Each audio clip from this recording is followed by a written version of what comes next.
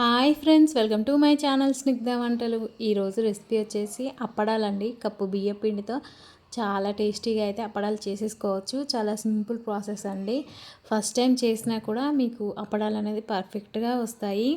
పక్కా కొలతలతో అప్పడాలు ఎలా చేసేసుకోవాలో ఈ వీడియోలో చూసేయండి. చూడండి, మనకి చాలా క్విక్గా కూడా ఎండుతాయండి. ఒక రోజులో ఎండపెట్టేస్తే సరిపోతుంది. మనకి అప్పడాలు అనేది రెడీ అయిపోతాయి. సమ్మర్ అంటేనే మనకి వడియాలు పెట్టేసుకుంటూ ఉంటాం కదా, ఇలా బియ్యపిండితో అయితే చాలా సింపుల్గా చేసేసుకోవచ్చు. వీడియోలోకి అయితే వెళ్ళిపోదాం. ఇప్పుడు ఒక పెద్ద గిన్నె తీసేసుకొని 1 కప్పు వరకు బియ్యపిండిని వేసేసుకోవాలి. నేను ఓన్లీ బియ్యపిండితోనే చేసుకుంటున్నానండి. మనం ఏ కప్తో అయితే పిండిని తీసుకుంటున్నామో అదే కప్తో వాటర్ని మెజర్ చేసేసుకోవాలండి. ఇప్పుడు కప్పు బియ్యపిండి తీసుకున్నాం కదా, ఇందులోకి 2 కప్పుల వరకు వాటర్ని అయితే వేసేసుకోవాలి.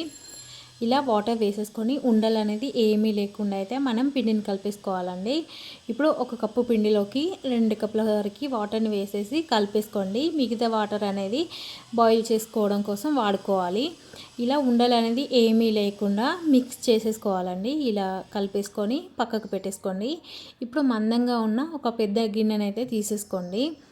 ఇప్పుడు ఇందులోకి 8 కప్పుల వరకు అయితే వాటర్ని వేసేసుకోవాలండి. మనం పిండిలోకి 2 కప్పులు వేసుకున్నాం కదా, ఇప్పుడు 8 కప్పుల వరకు అయితే వాటర్ని వేసేసుకోండి. మీరు ఏ గిన్నెతో కానీ గ్లాస్తో కానీ దేంతో తీసుకున్నా కూడా ఇలాగే వాటర్ అయితే మెజర్ చేసేసుకోండి. పిండిలోకి 2 కప్పులు, అలాగే బాయిల్ చేసుకోవడం కోసం 8 కప్పులు ఇలా వేస్తే మాత్రం మీకు అప్పడాలు అనేది విరగకుండా వస్తాయండి. మనకి వాటర్ ఎక్కువ తక్కువ అయినా కూడా మనకి అప్పడాలు అనేది బాగా రావండి. మనకి పగుళ్ళు అనేది వచ్చేస్తాయి. అలాగే మనం కుక్ చేసేసుకునే ప్రాసెస్లో కూడా అప్పడాలు అనేది సరిగ్గా రావండి. పర్ఫెక్ట్గా కుక్ చేసేసుకోవాలి. ఇప్పుడు ఇందులోనే 1 టీ స్పూన్ వరకు ఉప్పునైతే వేసేసుకోండి.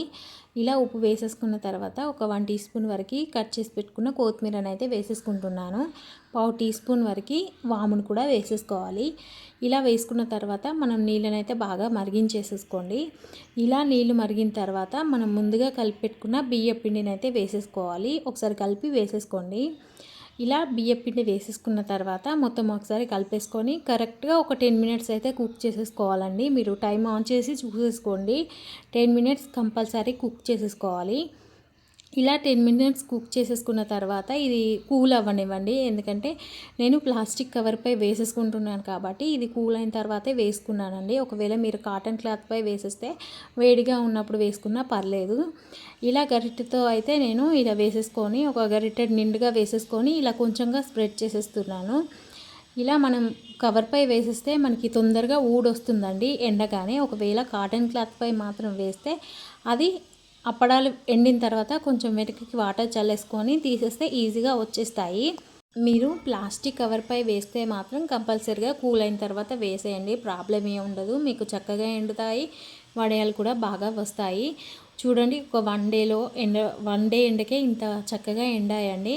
నేనైతే 1 డే ఎండబెట్టేశాను, తర్వాత తీసేసి మళ్ళీ ప్లేట్లో పెట్టేసుకొని ఇంకొక 1 డే పెట్టేసుకున్నాను. సరిపోయింది. కరెక్ట్ డ్రై అయ్యాయండి, చాలా బాగా వచ్చాయి. ఇలా ఆయిల్లో వేయగానే అలా చూడండి ఎంత పర్ఫెక్ట్గా మనకి ఫ్రై అవుతున్నాయో.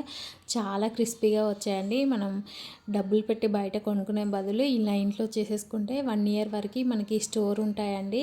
టేస్ట్ చాలా బాగుంటాయి. తప్పకుండా ట్రై చేయండి సమ్మర్ అయిపోయేలోపు. ఈ వీడియో నచ్చితే లైక్ చేయండి, షేర్ చేయండి, అలాగే నా ఛానల్ని సబ్స్క్రైబ్ చేయండి. Thank you for watching Snigdha వంటలు.